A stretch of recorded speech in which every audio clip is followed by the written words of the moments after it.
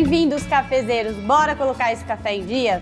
Hoje nós vamos fazer uma viagem para a Bahia sem sair de Jundiaí. Meu encontro é com uma empresária muito original e criativa que trouxe para nossa cidade a essência, a cultura e os sabores da Bahia.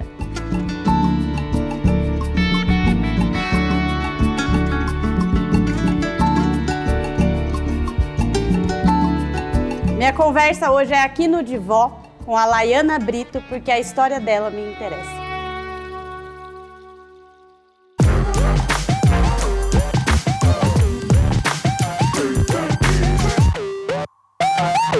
Bora prosear! Meu nome é Fabiana Viana, esse é o Café em Dia e eu estou aqui com a Lai. Tudo bem? Tudo bem, Fabi, tudo ótimo.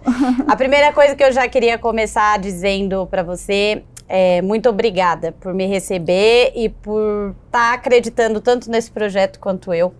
A ideia em te chamar foi porque é muito bonito o que você está fazendo aqui em Jundiaí. Eu queria que você nos falasse como que você aterrissou, né, aqui em Jundiaí? Porque vim da Bahia para cá para montar esse reduto aqui. Me conta como que isso aconteceu. Bom, primeiro agradeço eu, né, pelo convite. É uma honra te receber aqui. Vai. Já é uma cliente especial, que se conectou com nossa história já faz tempo. Então, a honra é minha. Bom, essa é a pergunta que eu mais recebo. Eu imaginei, mas é a mais curiosa. Como você veio parar aqui? Então, antes de vir para Jundiaí, eu sempre fui do mundo corporativo. Tá. E eu e meu marido fomos transferidos para São Paulo, da filial de Salvador para aqui para São Paulo. Moramos um bom tempo na capital. E que é uma loucura, É uma né? loucura, mas assim, sempre com aquele sentimento de querer voltar para a Bahia. Deixa eu só te fazer uma pergunta muito simples. É uma loucura maior a capital de Salvador ou a de São Paulo?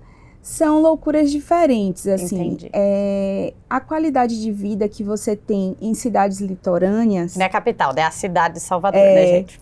Mas sim, é a capital da Bahia, né? Mas assim, o que acontece? As pessoas têm essa lenda de que baiano não trabalha, de que a gente não vive na correria, que a gente é sossegado. Mas isso é só uma lenda, porque como uma grande capital, né, temos trânsito, temos loucura, temos aquela vida agitada de sempre, mas você viver em cidade litorânea, você tem suas vantagens, né?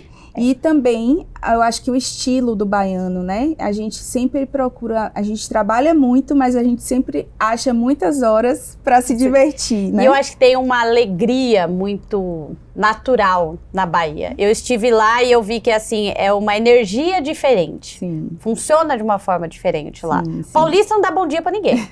Gente, não vou falar mal do paulista, mas no elevador, malemar, você conhece o seu vizinho. Quando eu cheguei, eu estranhei muito, assim, a forma que as pessoas se relacionam, né? Sim. Mas a gente vai se adaptando. E quando a gente chegou em São Paulo, eu tinha muito essa saudade. A saudade todo dia batia no peito, queria voltar, só vivia chorando. Aí ligava, mãinha, vem pra cá e tal. Então, eu sempre sentia que ali não era meu lar. Tinha esse despertencimento do lugar.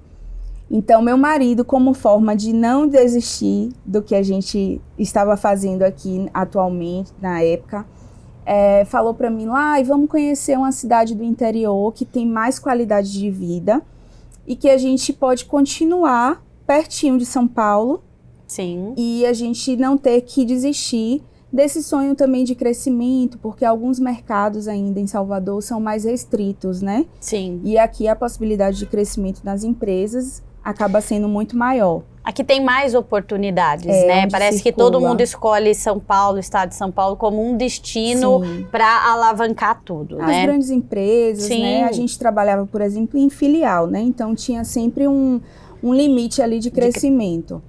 Mas daí a gente veio conhecer Jundiaí, acabamos parando por aqui, gostamos da cidade e já começamos. Chegando em Jundiaí, já fizemos o corre de procurar ponto. Você já veio com essa ideia, então, para Jundiaí, de empreender aqui? Sim e não. Sim e não. Augusto tinha esse sonho já, tem várias empresas montadas na mente dele. Então ele é bem seu esposo, né? Porque você é uma criatividade imensa o tempo inteiro. Mas você sabe que eu nunca sonhei em ser empreendedora, assim, nunca tive isso muito latente em mim, assim, foi surgindo depois essa vontade. E eu nunca me esqueço que no dia que eu saí da minha última empresa, que eu trabalhava, era lá perto da Paulista, eu parei em uma livraria e eu amo livrarias, fico rodando ali, é o meu consumo. Eu gosto que também. Eu adoro, assim. E aí eu bati o olho em um livro que é de um empreendedor que eu admiro muito, chamado Facundo Guerra, que foi meu primeiro livro de empreendedorismo, assim, que era Empreender para Subversivos. E aquilo me chamou a atenção. Eu falei, vou ler esse livro. Já deu um... E aí, quando eu comecei a ter essa leitura e comecei a pensar em um possível negócio, que era um negócio que ele já tinha, Augusto já tinha em mente, eu fui pensando na possibilidade. E aí falei, bom, é isso que eu já estava também muito insatisfeita com o mundo corporativo. Passei muito preconceito, era um mercado muito machista. Que era de que tipo de empresa? Seguradoras. Então, são mercados... além de ser um mercado muito machista, eu sofri também muita xenofobia, assim, é bem presente isso, era bem forte isso pra mim. Chegava em casa, às vezes, muito chateada, chorosa, não queria mais aquilo. Aí a vida vai perdendo um pouquinho aquele dulçor que você tinha lá na Bahia. Eu já tava fora. Longe de casa. Longe de casa, da longe família. Da família. E ainda, né, você não se sente você não se sente acolhida, né? E essa competição feroz que é o mercado de trabalho, você não consegue desenvolver grandes amizades, enfim. Então, quando eu cheguei em Jundiaí, eu já estava assim com a cabeça mais flexível para me tornar uma empreendedora, só que não sabia onde eu ia atuar, o que eu queria. E assim, a Adivó surgiu muito naturalmente, assim, dos nossos sentimentos, da nossa saudade, e eu acho que também como uma forma de se pertencer a um lugar. Você falou um pouquinho antes do programa começar que o Divó é uma forma de pertencimento para você, de ter à sua volta o que você ama. Exato. E isso é muito claro quando a gente visita o Divó, e eu sou cliente para comer tudo, e a caipirinha dela, que é maravilhosa, a de rapadura, né? Sim. E eu acho que quando a gente vem aqui no Divó, a gente sente esse amor que você tem em cada detalhe desse lugar. Mas não nasceu o Divó assim, né? Eu lembro que eu frequentava o Divó para fazer minhas cestinhas, que eu já dei cesta para cliente do Divó, que era na Rua do Retiro, o Empório, né, Lai? Exato. A gente começou muito como empório da Bahia, com produtos da Bahia. Que são da Bahia mesmo, né? Que vocês trazem tudo de lá. É feito à mão, são produtores locais e que trabalham tudo com artesanal. Só que logo que a gente montou a primeira loja, eu pensei, né? Eu falei assim, o costume, a cultura aqui é diferente. As pessoas gostam muito de padaria. Sim. Então eu tinha muito receio das pessoas não entrarem na loja para fazer essas compras, porque no interior da Bahia, em Salvador também, a gente gosta de ir em empórios, de buscar produtos diferenciados. Não é muito da padaria quanto é o paulista para, né? Sim, paulistano gosta, né, de padaria. E aí a gente pensou, vamos ter que ter algum serviço agregado para justamente ser o chamariz do negócio. E aí montamos o café. E o café, ele tinha assim 4 mesinhas no máximo, era bem pequenininho. A gente não tinha cardápio, era o que tinha na casa de vó hoje. Né? A pessoa chegava e perguntava, o que tem na casa de vó hoje? Esse era o estilo de ser uma coisa bem aconchegante, de ser bem uma casa de vó. E de trabalhar com produtos sazonais, talvez, né? O que eu tenho na semana para oferecer, né? Sim, exato. O que tá fresco. O bolinho que saía naquela hora, e a gente sempre trouxe o café da Bahia também, o café da Chapada Diamantina, que a gente já coava ali na hora para o cliente. E aquilo foi crescendo, né? Eu digo que quando a gente monta uma empresa, a gente sonha aquela empresa e desenha aquela empresa no papel, ela é de um jeito. Na realidade. Depois é um elemento vivo, né? Onde ela vai se transformando, onde os próprios clientes vão tendo o papel fundamental no crescimento da empresa e vai chegando também às vontades de cada um E tem dois lados nisso aí, que eu até brinco hoje em dia, é um conselho que eu dou para todos os empreendedores que estão começando, né? Quando a gente monta um negócio, vai sempre chegar... Todo brasileiro tem um quê de empreendedor. Tem. Ele precisa ser porque é muita coisa contra. Então tem que ir pra meio que vencer mesmo, todos os dias, né? Mas tem uma coisa de dar pitaco no seu negócio, né? Ah, sim. Então, quando eu cheguei lá na Rua do Retiro, todo mundo que entrava, você podia ter um pãozinho na chapa. Você podia ter brigadeiro, você podia ter coxinha, que coxinha é o que é famoso na cidade. Eu fiz, gente, mas vocês já têm tudo isso em outros lugares. Então, eu acredito muito também na autenticidade dos negócios, na originalidade, porque as pessoas estão em busca de histórias reais, né, e verdadeiras. E eu não poderia contar uma história que não fosse minha, né? E eu acho assim, quando a gente entra no Divó, a última vez que estive aqui, que a gente veio fazer a visita técnica pro programa, eu tomei o suco de cacau, que era algo que eu nunca tinha tomado. E é delicioso. Eu fui achando que era uma coisa, a hora que eu falei, meu Deus, e assim você tem vários sucos. Então, quando eu sento aqui na mesa, eu sei que eu quero provar outro Brasil que tem aqui dentro, que eu não tenho oportunidade, eu não vou todo ano pra Bahia. Então, isso que você faz aqui de trazer essa cultura e esses sabores que são tão diferentes que a gente desconhece. Onde que eu ia saber que existe suco de cacau? Sim. E tem que bancar bastante isso, assim, eu digo que tem que ter coragem para fazer um negócio como você já esse. foi extremamente corajosa com a ideia, porque você marcou uma bandeira, eu acho que aqui na cidade, né? E vai ser necessário que você permaneça por muito tempo. Que não vai embora, né? Que não vai embora, porque a gente precisa de diversidade cultural. Sim, claro. Quando a gente começa, a gente tem um pouco de receio, né? Sim. De medo das pessoas. Porque tudo poderia ter dado errado, né, Lai? Com certeza. Ainda mais que é uma cidade mais conservadora, Sim. né? Com uma cultura muito marcada italiana. Sim. Eu brinco que vender dendê na terra do macarrão não é fácil. Mas eu acho que a forma como a gente foi trazendo esses elementos da nossa cultura sem... assim, de forma muito amorosa, né, genuína, com a história das nossas avós, com as receitas das nossas avós. Que todas as receitas, você me falou antes, são da avó do seu esposo. Tem um mix ali das avós, mas principalmente da avó Letícia, que ele conviveu muito de perto, assim, com essa coisa da cozinha, ia pra feira com ela, ia escolher os produtos. Então, ele sempre teve essa intimidade muito forte com a cozinha. E ela foi a última avó a nos deixar né, nesse plano.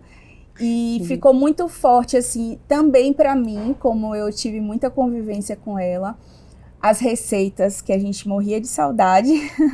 Então, a gente tentou trazer à tona toda essa saudade que a gente tinha. Esse amor. Porque comida é amor, né? Exato, afeto, né? Comida afetiva que a gente chama. E até hoje a gente não perdeu esse propósito, que é trazer justamente esse afeto na comida. E independente da cultura, né? Porque eu brinco que vó, nona, voinha, todas as avós, né, tem um amor genuíno pelo neto e traz essa comida com gosto de casa, com gosto de colo, com gosto de saudade. De saudade, né? Exato. Então, eu acho que todo mundo acaba se identificando, sendo baiano ou não. Claro que meus clientes baianos, né, chegam aqui e falam assim, querem comprar em casa. tudo. É muito gostoso de ver quando eles chegam, porque é um sentimento diferente, assim. Eu já tive clientes que choraram quando entraram na loja, para dizer assim, você não acredita o quanto que isso... né, fez bem para mim. Eu escuto bastante sobre isso. Como que é escutar isso e saber que você proporciona isso para as pessoas? Fabi, eu vou dizer que é muito doido, viu? Deve ser muito... O negócio, o empreender no Brasil é muito difícil, né? Mas eu acho que isso é que nos torna resistentes e vivos, esse retorno que a gente tem do cliente. É você pensar que você planejou uma coisa ali no papel e aquilo tomou forma, se tornou vivo, né? E que justamente aquilo que você escreveu que queria que acontecesse está acontecendo na sua frente ao vivo, assim. Então é muito emocionante. E é louco porque às vezes não é exatamente da forma como você imaginava, porque são atitudes inesperadas, né? Que é meio, nossa, mas isso... Aí você fala, poxa, mas era esse o sentimento que eu queria causar. Mas sabe o que eu queria? Você é uma pessoa muito criativa, envolvida em muito projeto. Sim. Só que teve uma coisa que você me falou, uma dos nossos almoços, que foi o quanto você queria poder ajudar outras pessoas que vão empreender. Porque eu acho que até 2 anos, a maior parte dos comércios de gastronomia fecham. Exato. Então, e você sofreu muito, aprendeu muita coisa, e então eu queria que você falasse um pouquinho dessa sua visão de poder ajudar outras pessoas. É muito interessante isso, porque por mais que eu tenha estudado para montar o negócio, porque não foi assim, vou inventar um negócio e inventei, não. De repente... Ai, que lindo! Aqui acontece isso direto. Tem vários passarinhos que ficam por aqui também. Para quem não sabe, a gente está no externo aqui do Divó, por isso vocês estão vendo alguns barulhos, mas é porque a gente não abriu mão de gravar aqui, porque aqui é seu jardim, né? É verdade. Meu quintal. O quintal do Divó. Nós estamos no quintal de Voinha. Então, assim, quando a gente resolve empreender, a gente tem que ter todo um estudo daquele negócio, né? Super importante. Mas, de fato, tem coisas que você só aprende da prática. E se eu tivesse tido... que tem uma coisa que acontece com o empreendedor, quando ele quer montar um negócio, acho que acontece muito isso com o brasileiro. Ele fica a 7 chaves ali, escondido, sem... ninguém pode saber, mas não é hora ainda. Porque existe aquela lenda que fala que as pessoas têm olho gordo, e que as pessoas vão... E que daí não vai dar certo. Exato. E também até um próprio mistério para lançar e tudo. E hoje eu já acho que é um pouco diferente. Inclusive, a minha segunda empresa, eu já fiz um exercício completamente diferente.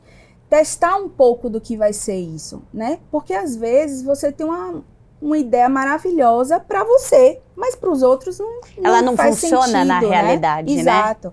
Então eu acho que você tem que testar mesmo, pegar ali sua comunidade, se é comida, fazer um teste, pedir a opinião das pessoas, né? Como é que é esse bolo? O que você acha? Tal. Para as coisas irem surgindo de uma maneira que você tenha mais probabilidade de acertos do que de erros. Mas você acha que... Eu sei que você é aberta e que se vier qualquer pessoa que sentar e falar, tô tentando abrir um negócio, me dá um direcionamento, você faz isso. Você acha que a comunidade de restaurante faria isso por outras pessoas? Em geral? Posso ser sincera? Pode, mas é muito para ser sincera. Eu acho que também no brasileiro tem muito isso, essa coisa da desconfiança. E aqui no Sudeste eu acho que mais ainda. Essa coisa da desconfiança, né? Vão imitar meu produto, vão pegar meu produto. E eu costumo dizer que quando as pessoas te imitam, é porque você está no caminho certo. Sim, eu acho que você está certo. Porque, assim, gente, tem espaço para todo mundo. Quando uma pessoa está vindo, se vem com alguma coisa que tem no meu negócio... Eu já tô lá na frente inventando outra coisa, então é muito cíclico, então eu acho que tem espaço para todo mundo. E se eu tivesse tido conselhos de outros empreendedores no início do meu negócio, a gente não teria sofrido e batido tanto a cabeça assim, né?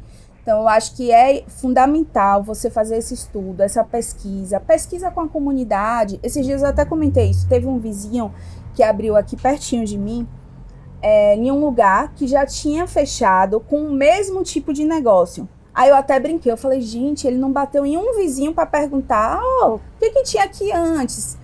Deu certo, não deu certo, por que fechou? Gente, isso é... Pelo menos perguntar o que está acontecendo. Exato, porque assim, quando abriu o mesmo negócio, eu falei, vai dar ruim. Vai dar ruim. Então, essas assim, são coisas muito básicas, né, de você... fazer uma pesquisa mesmo de mercado, ver qual é a necessidade daquela... Por exemplo, eu hoje, se eu tivesse feito isso, claro, o Jundiaí deu muito certo, as pessoas abraçaram, mas para chegar nesse patamar, foi suor, viu? Então, eu acho que se, por exemplo, eu tivesse começado em São Paulo, na capital, a Divó já estaria de outro tamanho, em outra proporção.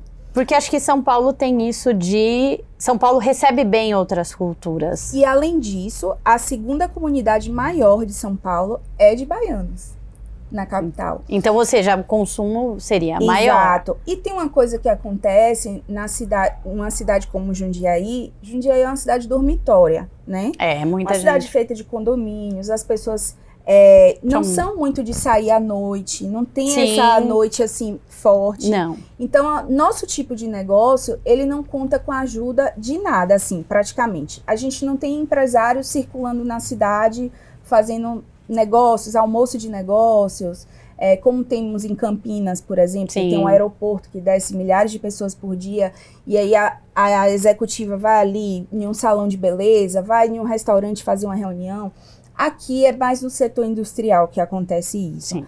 E o turismo, que ele é muito voltado para um lugar específico aqui, que é o Caxambu, né? Sim, a gente tem a rota de lá bem desenvolvida, Exato. mas ela funciona no final de semana. Exatamente. Se for durante a semana lá, você passa fome. Como eu tô mais para o centro, né, Isso. para a região mais central, a gente identifica que não tem um turismo para nos Forte ajudar nessa parte. Então, assim, a gente conta realmente com os jundiaenses que moram aqui, e a gente percebe isso, que as pessoas trabalham muito fora da cidade, então Sim. chegam muito tarde, não consomem na cidade, consomem em outros lugares, né? E se Consomem em Campinas, São Paulo. E que nem você falou, tem o distrito, ele vai consumir naquele restaurante perto, em geral assim, tem uma empresa que tem um restaurante perto Sim. ali que o pessoal vai almoçar e já volta. Exato. Não tem uma cultura de talvez ficar almoçando fazer uma rota nos restaurantes que abrem durante a semana, né? E perceba, se a gente tivesse detectado isso antes,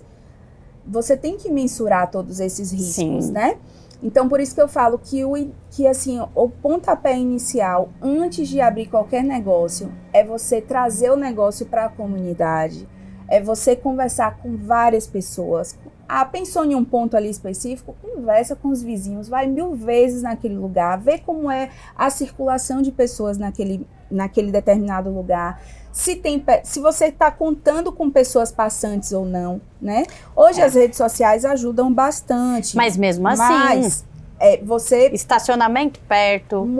O primeiro ponto que a gente não tinha estacionamento. E isso foi um grande entrave para mim, assim. Foi muita dificuldade, porque as pessoas rodavam e não conseguia parar. E ir embora. Era uma rua que tinha muito carro passando, mas às vezes passava até batido, assim, porque era tão próximo, né, da pista, Sim. que você não conseguia ter noção de que ali tinha uma loja. Então, você precisa realmente... Claro que quando você começa menorzinho, como a gente começou, talvez o ponto ideal, ele não é possível por conta... Do financeiro. Do financeiro, que você tem ali... tá meio no escuro para assumir um aluguel. Mas são pontos importantes para você detectar. E você me perguntou, né, por que eu gosto tanto de conversar com outros empreendedores. Sim. E fazer isso, porque eu sinto que na minha jornada faltou um pouco disso. Talvez um pouco de proximidade, mas eu acho assim, que tem algumas pessoas, alguns empreendedores de Jundiaí que eles são abertos a ter essa troca. Outros mais antigos são mais fechados, por isso que eu acho que é tão importante a vinda de pessoas de fora. No meu mercado imobiliário, eu atendo 80% das pessoas. Tem uma troca de apartamento aqui entre jundiaense, mas eu atendo muita gente de fora. E muita gente que vem com esse sonho igual o seu, de empreender, agora eu vou ter mais qualidade de vida, talvez eu não quero mais um ambiente administrativo, talvez eu quero fazer o meu sonho acontecer. Só que ter essas visões diferentes, ela abre o nosso leque de mercado. A gente precisa. É verdade. Não pode ficar só naquela conversinha, naquele grupinho fechado. A gente precisa que isso se abra muito, assim. E eu acho que Jundiaí, ele tá começando, com essa quantidade de gente que veio pra cá, ele tá começando a se abrir. Sim. E até o próprio jundiaense está começando a aceitar isso mais. Eu concordo com você. De 6 anos para trás e hoje... a cidade está completamente diferente. E tem um outro ponto importante também, Fabi, que eu considero, é que o brasileiro, ele às vezes tem medo da inovação. eu vou montar um negócio. O que tá dando certo na minha cidade? Tá dando certo hamburgueria. É um monte de hamburgueria. Aí abrem 30 hamburguerias na cidade. Aí você sai pra comer só tem hambúrguer. Então, assim, se daqui a pouco fecha metade delas. Então, eu acho que a gente não tem que ter medo de trazer coisas mais originais. Sim. Trazer novidades. Jundiaí, por exemplo, tem muito campo para outras coisas que não existem ainda na cidade, né? De gastronomia. Tem, de gastronomia, de bares. Se a gente for pensar hoje de coquetelaria mesmo, que essa cidade é fraca de coquetelaria. A gente tem aqui o Divó, que faz drinks maravilhosos. A gente vai ter o Hollis, que a gente falou antes. E um ou outro lugar específico que faz um drink pontual. Mas, por exemplo, eu sou uma pessoa que gosta de tomar drink. Sim. Se eu falar, eu quero sair uma noite com meu marido para tomar um drink, você não tem um bar especializado de drink. Sim. Ou seja, a gente tem um mercado de bartenders para se formar e poder trabalhar. A gente vai ter um mercado que pode se abrir, mas assim, vai enfrentar a mesma coisa que você enfrentou.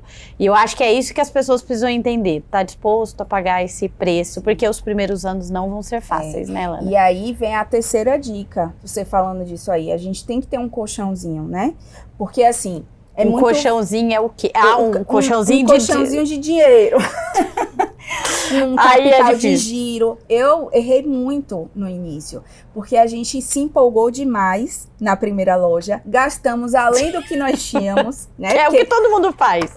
Mulher criativa, querendo fazer a loja linda, aí você começa a gastar, quando você vê, acabou todo o dinheiro que você tinha. E aí, para começar o negócio, você precisa ter caixa. Se eu não tivesse dado, assim, se eu tivesse tido ali uns 3 meses sem movimento, teria dado ruim.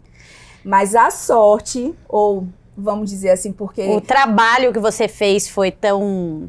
E assim, eu acho, Fabi, que...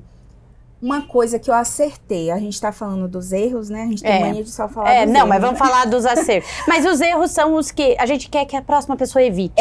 Exato. Mas um acerto muito grande que eu tive foi que no primeiro ano eu foquei totalmente no comercial. No marketing. Você precisava vender. Precisava que as pessoas conhecessem a minha marca. Fazia degustação em tudo quanto é lugar. Fechava parceria com... Cada hora com uma pessoa diferente. Depois você vai filtrando isso, né? E vai vendo quais são as batalhas que valem a pena. Mas no início era muito, assim, 24 horas, o tempo inteiro, colocando a marca para ser vista, para as pessoas conhecerem um produto. Então, deu muito certo desde o início, porque eu acho que eu foquei muito nessa questão do marketing e do comercial. E só depois que eu fui arrumar a casa em termos de... que não dá. Quando você começa, é você e você mesmo. Você é o caixa, o chefe, o atendente, o fiscal, a contabilidade, tudo. Então, você tem que escolher uma batalha. Eu aconselho escolher a batalha da venda. Porque sem a venda, sem o cliente, sem sua marca se tornar conhecida, você não consegue trazer dinheiro para ir montando outras coisas. Exatamente. Então, depois, só de muito tempo, que eu fui ter um administrativo, um financeiro, arrumar a casa no sentido até contábil, administrativo. A comida tem muito essa coisa do padrão, que é difícil você alcançar. Mas no início... Que é o motivo de maior fechamento dos restaurantes.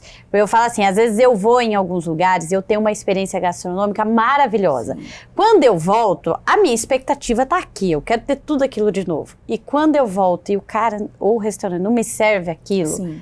Uma que você se sente roubado.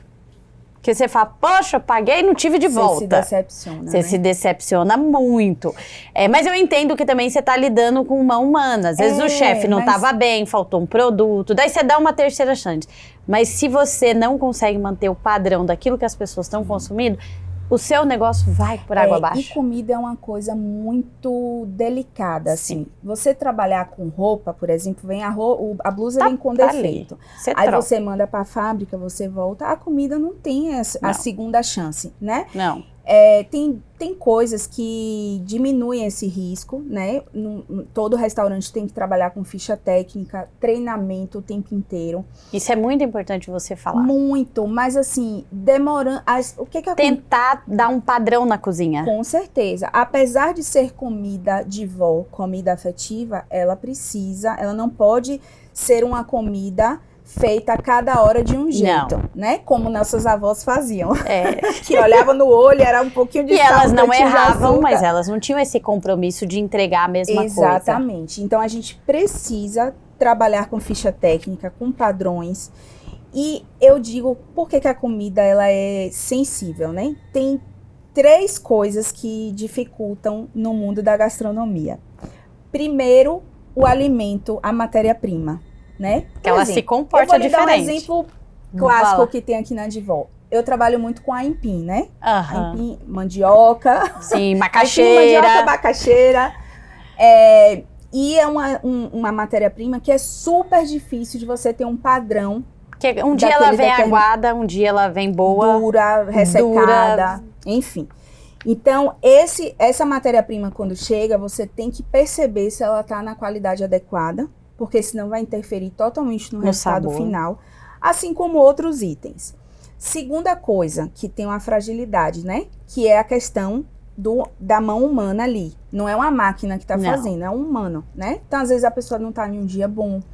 Às vezes, se desconcentrou, e errou. Menina, eu tenho uma história. Teve uma vez que saiu daqui da Divó nosso bolo de aipim é super famoso, né? E aí, o bolo de aipim tava com gosto de pimenta. O que aconteceu? Como é que... Eu fiquei pensando, eu falei, meu Deus, não é possível que as meninas botaram pimenta no bolo, né? Mas no final fomos descobrir que o liquidificador no dia da pimenta, que é separado, estava quebrado. Inventaram de colocar o molho da pimenta no liquidificador que faz o bolo. Resultado...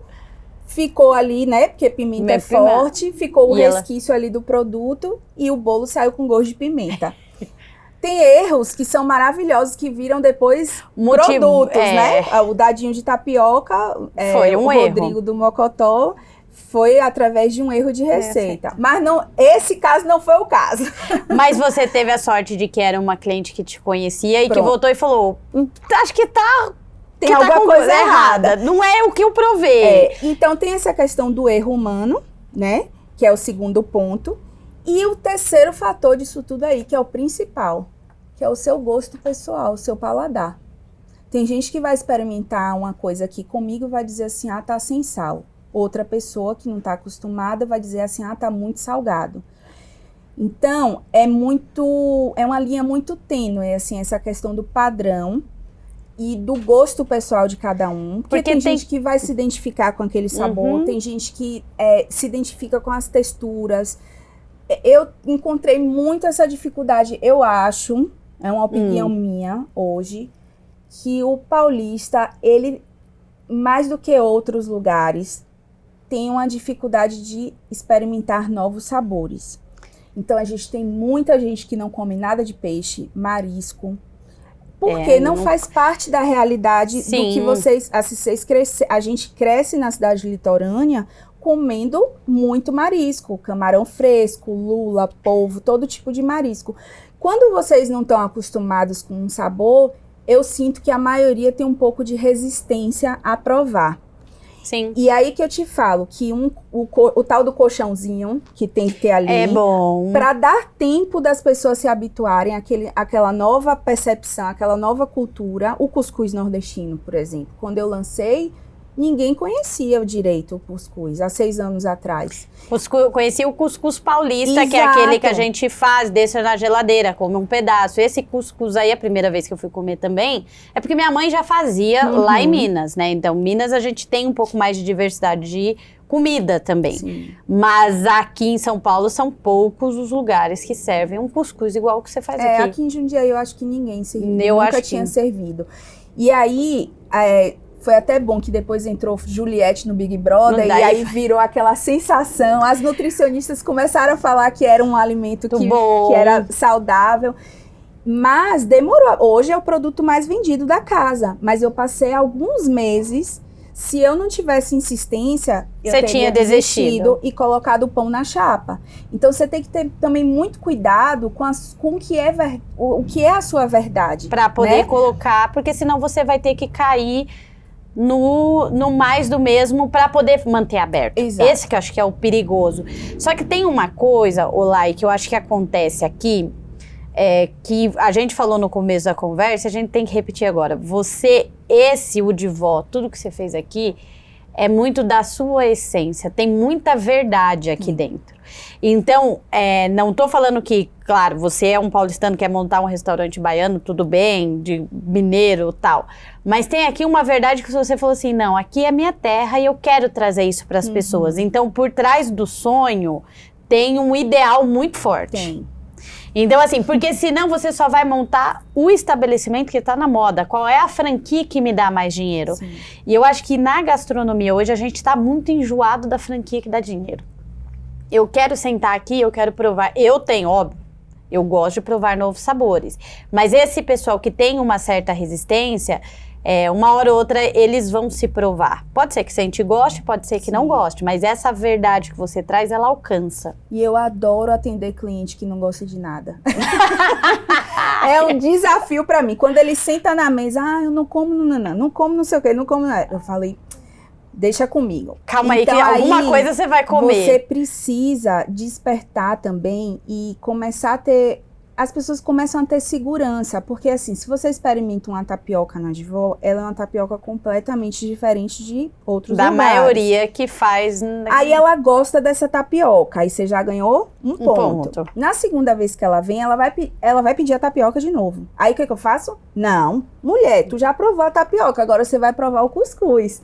Então, você vai trazendo aquela experiência e como você desenvolve também uma relação mais próxima com os clientes, eles vão começando a confiar. Deixa eu ver, acho que ela tá me convencendo. Tá me convencendo. Tem uma segurança de provar novos sabores. Então, eu tenho um cliente que chegou aqui comendo todo dia a mesma tapioca e hoje já come rabada, já come moqueca, já come acarajé.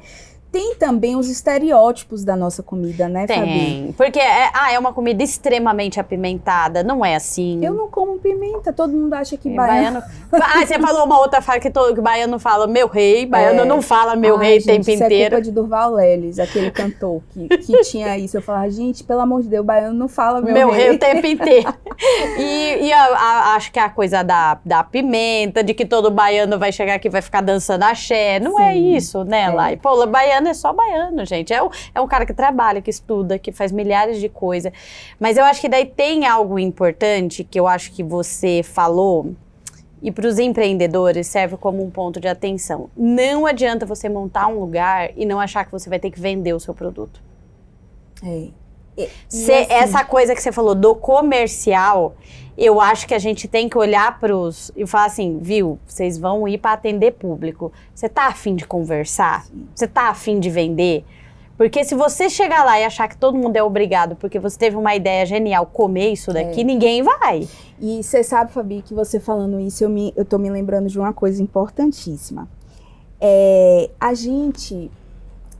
Eu percebo assim, né? Como eu estava desde o início muito na linha de frente, os clientes acabam se apegando, né? E vem no seu espaço não só para comer a comida, mas para conversar com você.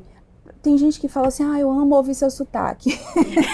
Eu quero vir aqui porque eu lembro das minhas férias na Bahia. Isso. Então tem toda uma experiência conjunta, certo? Sim. Então, o que acontece? Quando eu comecei a ter uma equipe maior e comecei a ficar mais na estratégia, comecei a desenvolver as pessoas para fazer o que eu fazia antes, que é o crescimento, né, da empresa. Você tem que delegar, né? No início foi um choque. Até hoje eles brincam, né? Tem gente que chega aqui e fala assim, cadê que eu nunca mais vi Laiana e tal. Quando eu inclusive, tive o meu primeiro escritório, que foi no piso superior, era muito engraçado que eu ficava um pouco lá em cima e as pessoas achavam que eu não estava mais na Divó. Mudou de dono, então tem isso muito forte, assim, das pessoas se conectarem com pessoas. né? Não só com a marca, elas se conectam quem está por trás dessa marca, né? Quais são os ideais dessa pessoa, quais são os propósitos. Ninguém come discurso, mas tem um ponto de que a gente quer ter uma conexão com aquilo que está sendo apresentado. Então eu acho que isso que você faz aqui é muito, não é só a gente olhar e falar assim, não, ela montou um restaurante e deu muito certo. Não, tem todo um fundamento em cima disso que a gente está exemplificando, mas é isso, eu estou me conectando com o pertencimento que você queria ter com a Bahia que você deixou. É verdade. Então essa saudade era de lá e eu consigo vir aqui e olhar todos os quadrinhos, todos os detalhes e me sentir lá, porque quando eu venho aqui, a música é da Bahia. Sim. E eu... Que é o famoso, que hoje tá famoso, né? Na minha época não era tão famoso assim quando a gente abriu a empresa, o famoso branding, né? Que é tão importante quando você tá construindo a sua marca. Porque as pessoas acreditam que a marca tem a primeira noção de que marca só é a logomarca ali, o símbolo principal, mas a marca é tudo que tem em volta dela, todos os pontos de contato com o seu cliente. E você tem que ter uma verdade naquilo ali, né? E você tem que trazer em todos esses elementos, nos elementos sensoriais, a música que se escuta, o cheiro do lugar. Você tem que ir construindo essa marca. A louça que parece que não é porque é um copinho, isso aqui eu conheço lá de Minas, mas isso aqui é característico, lá na Bahia tem muito. É comum nas casas, inclusive as mais de vó e as mais simples, né, Lai? Usar um copo de alumínio que ele é durável. E tem também essa conexão com o mundo das avós, né? Quando a gente começou, eu nem comprei todas as louças iguais. Eram louças diferentes para você sentar na mesa, e até as mesas eram diferentes também. E cada vez que você vai na Divó, você tem que ter a sensação de que você não está em um restaurantezão ali com várias mesas iguais. Tem ali uma coisa preparada exclusivamente para você, que é uma coisa bem de vó, né? É bem de vó. Da pessoa chegar... um exemplo. Eu tenho aqui um horário super estendido. Eu não trabalho com horário de almoço. A hora que você chegar aqui, você come. E é exatamente isso. A hora que você chega na casa de vó... Ela vai ter uma panela servir, ela vai fazer a comida, ela vai inventar coisa de última hora, mas vai ter a comida pro neto. Então, a gente tem que trazer, não só construir a marca superficialmente. Eu digo que é um trabalho muito profundo, né? Sim. De você conhecer a sua marca. E uma coisa que vai acontecendo também no decorrer, que eu disse a você que ela é viva, né? Ela Sim, ela vai crescendo, né? Exato. Eu acho que a Divó, ela foi se tornando mais posicionada, né? Dentro de Jundiaí. Eu fui tendo mais coragem de me posicionar. De pôr a cara com as coisas que você queria colocar. Porque como lá atrás... eu tive muito preconceito contra a minha cultura. Eu sofri muito por ser baiana em São Paulo. Tinha aquele receio, aquele medinho, assim, né? Será que eu vou sofrer a mesma coisa aqui? Então, quando eu criei a primeira marca da Divó, a gente não queria nenhum elemento estereotipado do Nordeste. Primeiro, pelo receio. Sim. E segundo, porque eu já não gostava desses estereótipos, né? Da fome, do cacto, da seca, do chapéu. Era sempre as marcas nordestinas em São Paulo sempre seguem essa tendência. E eu queria trazer algo diferente e que as pessoas pensassem, né? Poxa, a Bahia não é só isso. Eu nem tinha acarajé na época que eu comecei. A Bahia também pode ser um bolo caseiro. A Bahia pode ser uma comida afetiva. A Bahia pode ser um biscoitinho, um sequinho. Sim. Então... depois é que eu fui trazendo... A Bahia pode ser um chocolate. Exato. Então, eu fui trazendo depois essa coragem dentro de mim para também fortalecer mais minha cultura. E aí surgiu as outras coisas, né? Acarajé, muqueca, vieram depois. E tem outra coisa que surgiu, que eu tenho visto você fazer muito aqui, que são as feiras com empreendedores. O espaço que você dá para outras mulheres pretas, nordestinas, pessoas que queiram expor, porque você traz uma verdade que eu acho muito bonita para quem empreende aqui em Jundiaí, que são produtores locais. Você faz a mesma coisa, só que você traz de produtos da Bahia. Exato. Então, e você faz essa feira, né, que você chega ali, tem uma baiana vestida, né, servindo acarajé. Então, eu acho que essa experiência vira que meio que um reduto para outras pessoas que também querem se sentir em casa. É verdade, é verdade. E tem uma coisa assim nisso tudo, você falando da baiana, eu me lembrei, né? Antigamente a gente não tinha a figura da baiana lá fora. E por quê? Porque a minha verdade, assim, a história das minhas avós não estavam conectadas com o acarajé. O acarajé, ele surgiu bem depois, porque eu comecei a ter meus colaboradores e vários deles baianos, e cada um vai trazendo e deixando também sua marca na Divó, né? Porque, afinal de contas, a Divó não é feita só por mim e Augusto, né? Se não fossem eles, não teria nada disso. Então, cada um foi trazendo sua contribuição também. Foi trazendo a avó que tem. Exatamente. E aí, a gente tem a baiana hoje, Carol, né? Que ela é uma pessoa que falou, a gente tem que botar o tabuleiro lá fora, a gente tem que trazer o acarajé do dia de quarta-feira lá pra fora, eu me vesti de baiana. Então aquilo se conectava com a verdade dela e tinha tudo a ver do que eu colocar uma pessoa X, qualquer pessoa que fosse fazer isso, né? Então isso fazia parte da história dela, do que ela se sentia bem e coube. Então, porque a comida, Fabi, ela também, como eu trabalho com comida ancestral, sim, a gente tem que ter todo um cuidado nisso, porque não é só o alimento, é uma história. E é um respeito por essa ancestralidade, um respeito por essa história.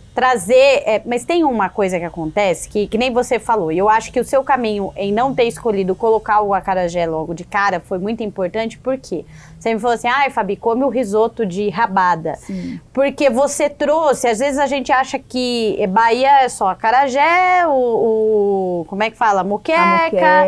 E não, existe uma série de outras comidas, que você já falou, que você traz aqui com esse carinho de falar assim, não, deixa eu... E os sucos, pra mim, que é muito louco, porque você chega aqui e você fala, nossa, mas que fruta é essa? Poxa, isso tá no meu país e eu não conheço. Então, isso que eu acho que é importante. E eu queria também falar um pouquinho com você do relacionamento que você tem com os seus funcionários. Que eu sei que isso, eu já presenciei diversas vezes como que é o nome dele? Pedro. O Pedro, que olhou e falou assim, a Divó, ela foi uma mãe pra mim. A Divó é uma mãe, a Lai é uma mãe, e se eu só tô tendo oportunidades hoje é porque ela abriu essa porta. Então fala um pouquinho de como que é construir um relacionamento muito diferente do que a gente tá acostumado a ver nos lugares. É desafiador, porque eu brinco, eu não tenho filhos, você tem filhos, você vai saber melhor do que eu, mas eu brinco que é igual quando você decide ter um tipo de gestão mais, uma gestão mais humana, né? Dá mais trabalho, porque é como se você criar um filho, eu brinco, criar um filho no construtivismo, por exemplo, que ele tá ali o tempo todo questionando, te fazendo perguntas, ele não aceita o autoritarismo, ele aceita saber o porquê daquilo, ele quer saber o porquê daquilo ali, né? Não pode porquê. Então você tem mais trabalho para educar. Na empresa a mesma coisa. A gente tem situações que tem uma linha muito tênue ali, para mim foi o maior conflito de todos da minha vida, porque quando eu falei assim, vou montar a minha empresa, eu fui CLT a vida inteira, né? Então eu sonhava em fazer tudo diferente, mas o dia a dia, né? Com as dificuldades financeiras, né, que existem, com as dificuldades sociais que você encontra, né? Então assim, eu tô falando eu tinha uma experiência em gestão com pessoas, com executivos, com outro perfil. Hoje eu trabalho com pessoas que às vezes não tem como a pessoa pensar no futuro ou pensar num crescimento. A pessoa, às vezes, na maioria das vezes, está ali para enfrentar o dia a dia da vida e para o básico, para conseguir o básico para sobreviver. Então, que é a maioria, né? É a maioria, e é totalmente diferente você gerir pessoas assim, né? E aí vem que você é uma empresa pequena, aí você depende muito daquelas pessoas que estão ali, você não tem gente suficiente por exemplo, um adoece, você já fica ali meio capenga. Eu digo que a gente funciona como um corpo humano, né? Quando perde um dedo, desequilibra todo o resto. Então, a gente não tem grana suficiente, por exemplo, para contratar Freela. Mais pessoas. Se torna mais difícil o dia a dia. Tem a questão, eu tive uma colaboradora que ela teve 2 gestações conosco. Ela passou 5 anos na Divó. Então, tudo isso no dia a dia, quando você oneroso. É pequeno, isso interfere demais. Mas você não pode esquecer do propósito que você tinha lá atrás e o que fazia você querer ter uma empresa. Fazer algo diferente pelo mundo, né? Fazer algo diferente pelas pessoas. Então, esse hoje é o meu maior desafio, mas também é o que me dá mais tesão, assim, no negócio. Porque você vê pessoas se transformando, você dá ajudando. Possibilidades. É maravilhoso demais, assim. Tem pessoas que cresceram muito aqui dentro, que saíram de outra forma, ou que ainda estão conosco. Então, ver o desenvolvimento, o caminhar, a evolução dessas pessoas é sensacional, assim. Você se sente eu me sinto um pouco como mãe. Dos meus filhos ali. Então, eu trago muito isso no meu negócio. Eu acho que as pessoas acabam sentindo no atendimento, porque eles são muito amorosos. Você os treinou muito bem, porque você chega aqui no Divó, e às vezes teve uma vez que eu vim aqui com o Arthur e que eu tirei uma foto porque aquela foto me emocionou. Uma das suas meninas abaixou para falar com ele, deu não sei o quê, e teve todo um carinho assim especial assim com ele, e ele saiu com um pacotinho de biscoito, não sei o quê. E isso é muito da visão do dono, porque se o dono não tiver essa visão, não adianta o funcionário ter, porque ele não vai ter abertura para fazer isso.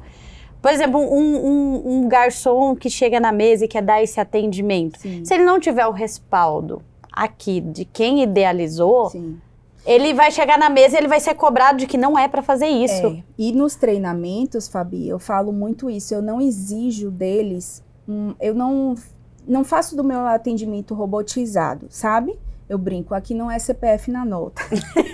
CPF na nota? Não. Eu acho que o dia que alguém fala, tirou aquele CPF, ela se embadana, ela não sabe terminar a compra. Não sabe. Então, eu treino eles de uma forma para eles serem eles mesmos, assim, porque tem uma coisa de você estar nos lugares e você ter que se transformar em alguém que você não é. E isso não acontece aqui. Eles podem ser quem eles são. Independente de religião, raça, opção sexual. Isso não é questão, né, Lai? Exatamente. Então, eles são muito livres aqui.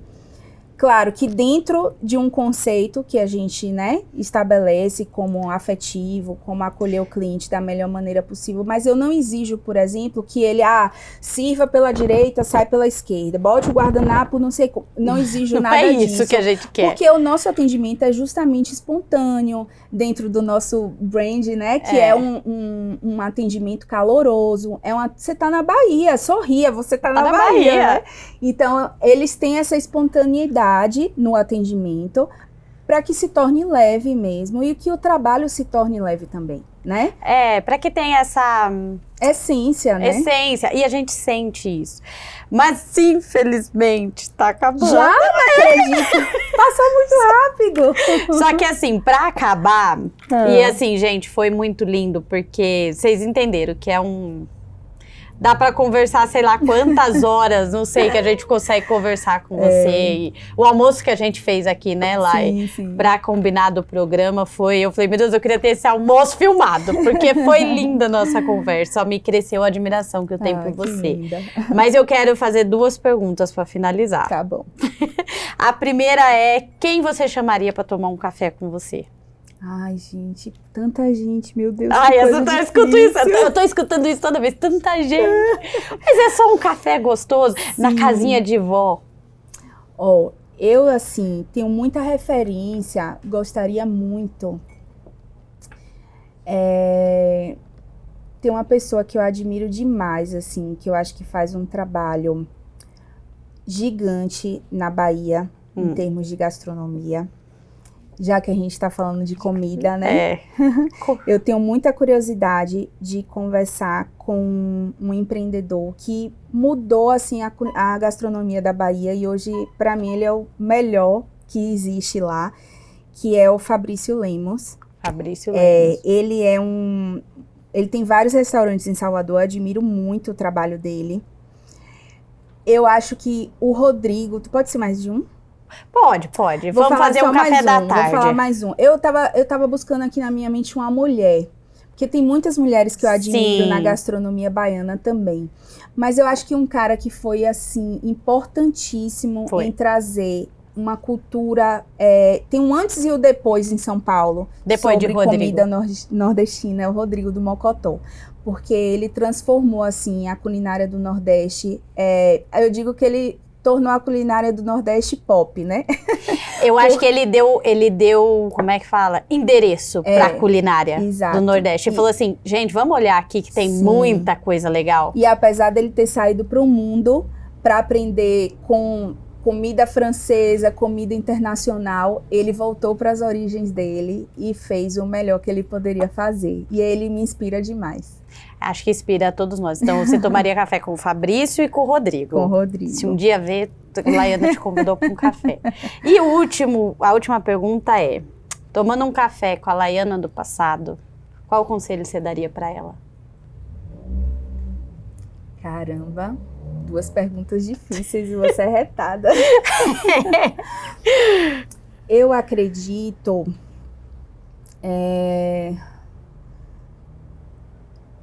Eu acho que eu faria tudo do mesmo jeito, Fabi. Mas você falaria, talvez... Mas o que você diria para ela, assim, no momento, sei lá, de dúvida? O que você falaria para aquela mulher sonhadora, criativa? Eu acho que eu fui muito corajosa, destemida. Mas talvez se eu não tivesse tanto medo do resultado financeiro. Sim. Eu teria ficado mais leve no processo. Eu tive muito processo, assim, a pandemia castigou demais a gente. Entendi. Né? Então, trouxe esse a caos, pandemia trouxe um caos. Onde trouxe também para mim problemas relacionados à saúde, né? Porque a gente vai somatizando e vai trazendo isso para o corpo. Mas eu teria sido mais leve um pouco no processo. Eu acho que o conselho que eu daria no final vai dar certo, então fica mais tranquila, fica mais leve, que as coisas vão acontecer, porque me trouxe muita ansiedade, né? E a ansiedade em excesso é muito ruim. Então eu acho que eu daria esse conselho, assim, a avó dando um conselho pra netinha mesmo. Calma, que vai dar tudo certo. Bom, e essa foi a minha conversa linda com a Laiana. Vocês vão ver todos os endereços, descrições aqui do Divó. Conheçam. Venham aqui, por favor. Venham, porque a Divó tá de braços abertos. E tenha leveza na vida. Obrigada, gente, e até a próxima.